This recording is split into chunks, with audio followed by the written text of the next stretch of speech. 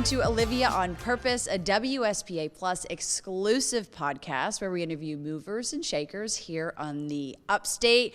Everyone's got a purpose. I'm going to find out what it is. In the hot seat and joining us today, we have none other than professional photographer, social media icon, dog mom, a creator, executive director, founder, and then some, Miss Jaquie. Oh, give her her snaps. Hello. Studio audience applause. Hello, Thank you people. for coming. Hello, Greenville.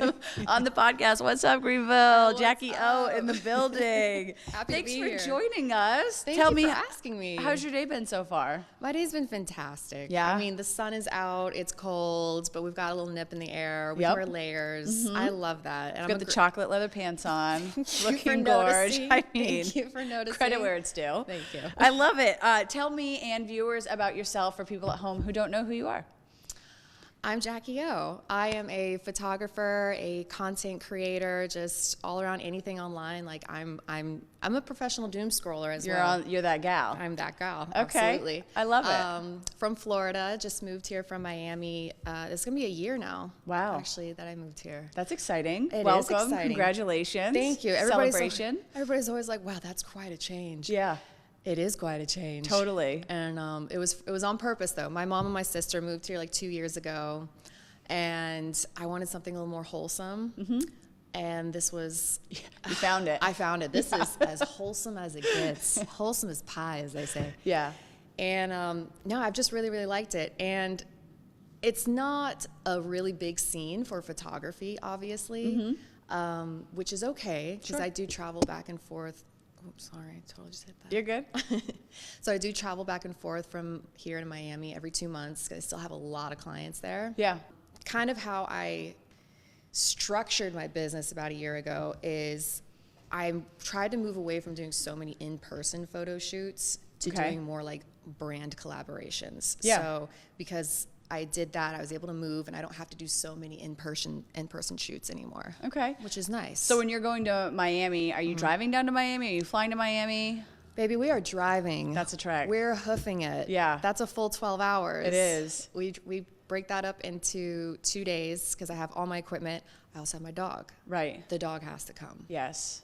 Sweet baby Sadie. Sweet baby Sadie. Well, yeah, so I thank was going to you. ask that because I would assume that would probably be a lot of equipment to check on an airplane, so it Yeah. would make sense to travel. But I frequent Central Florida a lot, and that is a 7.5 hour, typically 8.5 hour. Yeah. Let's be honest, that Jacksonville traffic will slap you in the face. Whether or not you try and beat that rush, it's going to hit you. Correct. So I figured that Miami was a little bit longer of a stint. So you go by car. You said that's every couple of months. You go back and Yep, forth. every 2 months. Okay, cool. Yeah. That's pretty cool. It's fine. In regards to your career, is this a life passion, something you've always pursued? How did you get into photography / content creation? No, girl, no, girl, no, girl. Like before this, and it's so funny because I actually did, there's like a trend going on right now, the 2016. Yeah. It's the year Yep. 2016. Yep. I actually just did a post on this today, and literally 10 years ago, I was a mortgage loan originator. Oh, fancy, I'm the sexy. one. Oh, nothing sexier. Yeah. Well, I mean, it's a good job, obviously. Yeah, the but money was great, you know, but like being in an office every single day and like selling yourself Sure. essentially to realtors is a little soul sucking. Yeah, You know what I mean? different. It's very different. It's very different. And it's a very male dominated environment. Sure. You know what I mean? So you can only imagine. So then, how did you get into photography? So I had picked up like my first camera back in 2016. I took it on a trip to like Yosemite with my family, and I had no clue what I was doing. I had no, I didn't know anything technically. It was just vibes. Yeah. And I'm just taking pictures. Sure. And I'm like, oh my God, I'm like really addicted to this. Like I'm very, very passionate about this. And so ever since then, I was like taking pictures of my friends. Like I have really beautiful friends. Fortunate. Yeah. Thank God. Models. If you don't have good looking friends, get you new friends. Yeah. A couple of years later, somebody I was working with at one of these companies, her husband had a creative agency. Okay. She wanted to quit. I wanted to quit. She's like, do you just want to come take pictures for us full time? And I'm like, I have no clue what I'm doing. Yeah. So Sign me up. Sign me up. Let's do it. Hired. I love figure it out. Yeah. So from there, I was their creative director and their head photographer for like 5 or 6 years. Wow. And I just figured it out from there. Sure. Yeah. Was that intimidating? Yeah. Oh, yeah. Super intimidating. But like, I'm a little delulu as it is. Like, Aren't we all? yeah, if I don't know how to do something, that doesn't mean I can't learn how to do something. It's Right. not rocket science. So did you self-teach all of what you know today? Is there like a school for photography for people who don't know? I have no idea. It's called YouTube University. YouTube University. Yes, it's I love YouTube. it. Yeah. Why not, right? Yeah. You know how many things I've learned from YouTube? Yeah, no, amazing. When I it wish we doesn't had exist. we didn't have Chat GPT back then, but if we did, You would know even more today. I would be way ahead. All that you know now. Okay, so then you accept this role for this position, and you're like flying blind by your seat, but you're learning as you go. Yeah. And you were there for how long? About 5 or 6 years. Obviously knew what you were doing pretty quickly for them to Yeah. keep you around. It's not like you were bad at your job. I can't imagine. Yeah, killed it. And I mean, it was a full creative agency too. Like, we're taking things from inception all the way through till launch. We're running their social medias. We're in control of their entire marketing just beast. Yeah.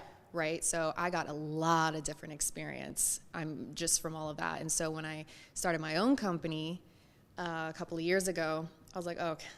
I felt really, really confident in doing it. Because I'm like, if I'm doing this for other people, why not do this for myself? Why wouldn't you be able to? Exactly. So you're there for 5 years. In this moment, you're learning a ton about social media. Yeah. When did you then make the launch into your own brand of social media? Before this, like when Instagram first came out, I was modeling. Right? Okay. So that's where at first I came into the whole social media scene. Yeah. And life was simpler back then. Yeah. It was easy. What a time. What a time to be 2016. alive. The sepia filters. Yeah. You know, hashtags were a thing. They're not a thing anymore. But I had gotten like a lot of my following back then. Oh, okay. Yeah, a lot of it. I mean, that's impressive because back then I think Yeah. I had like 20 followers and I maybe averaged 5 likes a post. So Yeah. you came in hot. Hot. Yeah, that's pretty cool. I probably generated back then probably about 70K followers. I mean, And then, but it fell off because I went to corporate world, right? Yeah. That's not sexy. Yeah. We go from bikinis and lingerie to. right. No longer relevant. No Isn't longer. social media just the son of a gun? She is Working a for beast. herself and now all of a sudden just no longer relevant. Just kidding. But I know. obviously, No, yeah. it's true. I can feel how you would fall off. I totally understand. So then that happens and then Stella gets her groove back? Stella got her groove back. She was like, listen, you got to get back on this horse. Yeah. And it's been a while since you've gotten on this horse. And so I took a pretty good hiatus after leaving them about 3 or 4 months to just strategize to like, okay, what's cool now? Because what was cool back then is not cool now. It's not working now. Keep up with the trends. Yeah. And just social media is changing. It seems like every month, like even now compared to last year. Oh my goodness! Like the things that were working a year ago are not going to work the same now. And Really? just no, not at all. I mean, Good to know. Yeah. That's a whole other thing to get into. We'll get into it. That's a whole other thing. But yeah, I just did a lot of buckling down, a lot of focusing, a lot of like doing a lot of research, and just doing what everyone else was doing and putting my spin on it. And then it worked? It worked really well. If you're giving people a lot of value, they either want value, entertainment, or inspiration. So if you can hit one or all of those things, I mean, it's pretty easy to get a following. Okay. It is. And that's what has been the tried and formula. true, works for you. Tried and true. Being a model and then being on the other side of the lens, what is that like for you? What was that experience? It's empowering. It's empowering being on this side now because when I was in front of the camera, Right. I know what it's like to be very vulnerable in front of the camera, right? So now when I'm behind it, I'm like hyper focused on that. I can tell like if you don't feel good about yourself or you're feeling awkward, and I can adjust and like we can figure it out together. Because Right. like there's like a certain level of like empathy that you have to have, especially like I'm not working with models all day long. It's not people who are really comfortable in their skin. Like you're working with just everyday people, and like being in front of a camera, like you're very comfortable in front of a camera, right? But it may not have always been that way. Right.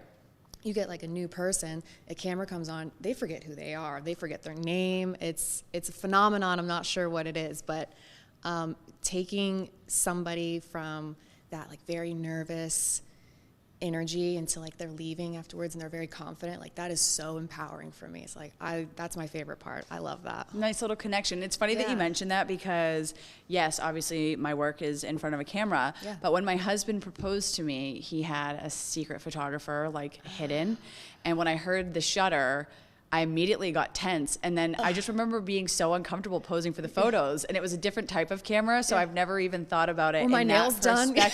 Totally. Do I have food in my teeth? What does my hair look like? Did I even? I wore sweatpants. Literally, like it's all the things that go through your head, and it's just kind of like, oh my goodness. Yeah. So when it comes to the people that you were working with in Miami to now, how has social media opened that door for you to gain new clients, to meet new people, to like expand your outreach? Because now from Florida to Miami to Greenville, you've got quite the distance in between you. Yeah. I mean, sky's the limit and who you can kind of reach. Yeah.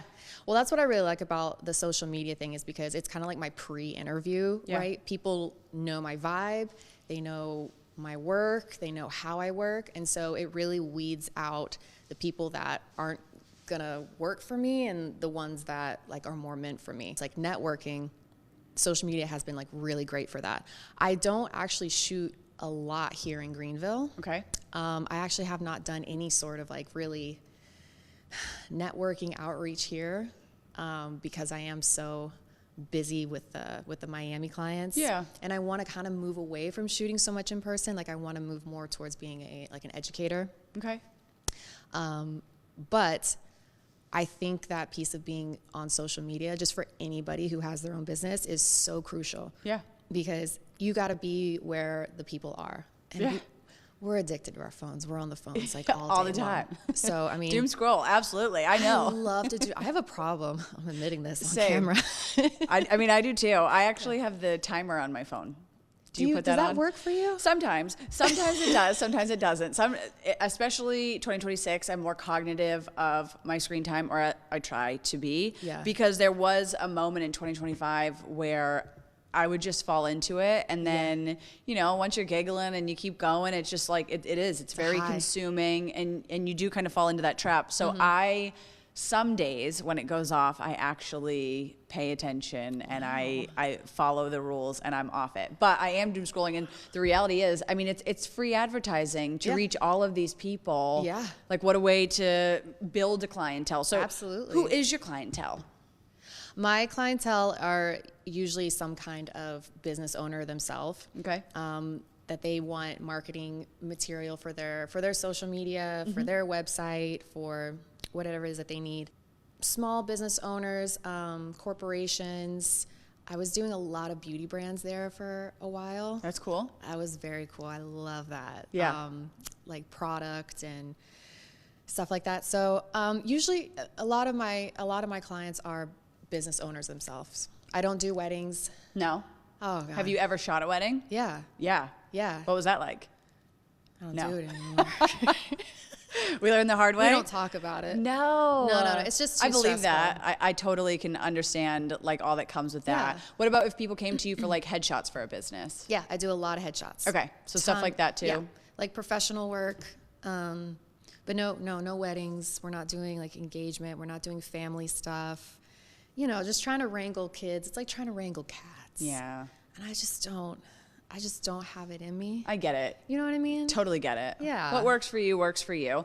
So would you consider yourself, I guess, you said you like want to be an educator. Yeah. Are you also an influencer?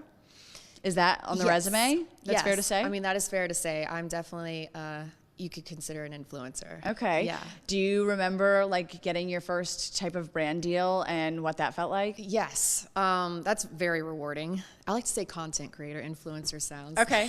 So yes, content creator. Yes, back to that. Semantics. The first time I got a brand deal, I was like, I can't believe people pay you to just make a piece of content that I was going to make anyway and post it on there. Like, it's insane. And it really made me realize like the power of building an audience, right? Because I think something came out recently where more people are watching YouTube now than they are watching Netflix and Disney Plus combined.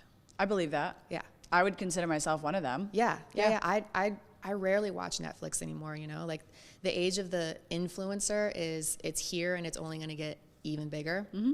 So it takes a second. You get kind of like that imposter syndrome, right? You're like, there's no way, like, people are going to pay me to do this. But once you do a couple and you're like, okay, you get confident about it, and then like the big ones roll in. I think my first really big one was last year, and it was a brand collaboration with Nikon, and I was like, done. I think I've made it, yeah, guys. that's it. I've peaked. This is amazing. Well, and especially as a photographer, like that's the gear, and that's the gear. That's it. That's super important and very exciting. Congratulations. Do you remember the first time you went viral? I do. Was that in 2016 with 70,000 followers? No, it was not. No. I've done it probably 6 or 7 times now, and it's always with the thing I worked the least on. Really? Yeah, just like this something funny. It's always something that's like funny. Yeah.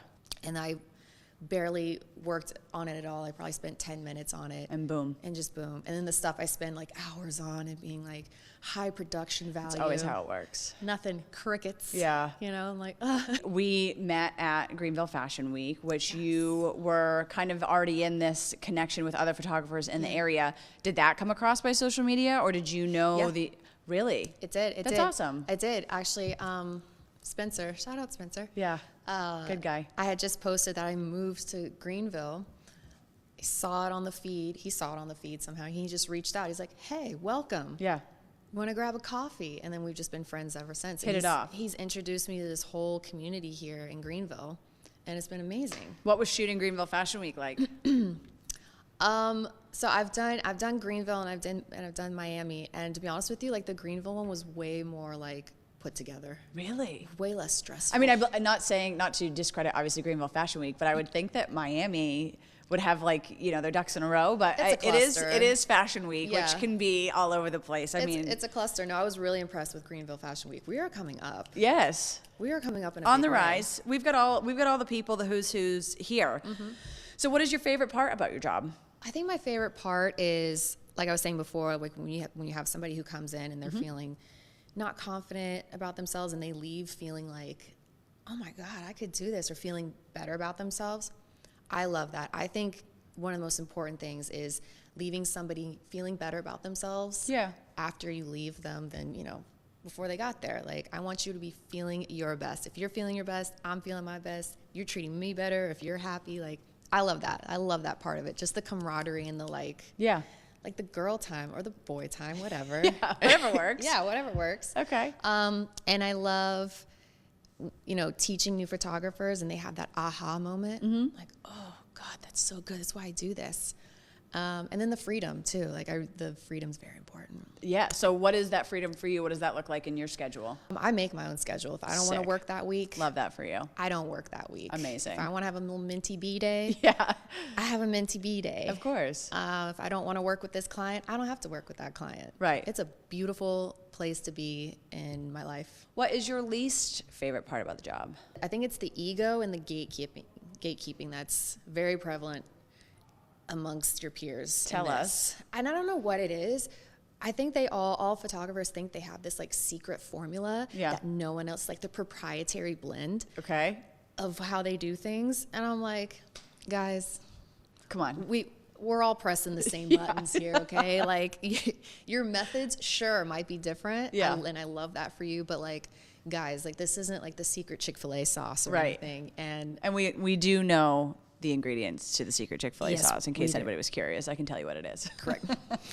So they're out here gatekeeping, and then that comes with an ego because they think that their craft is better than the next. And they won't share with you like, oh, do it this way, or like my lights are like this, or like they won't want you to like shadow you or something. I was lucky that I got to intern in a studio. Yeah. Those guys were great. They taught me everything that I know about lighting and just the business. A lot of these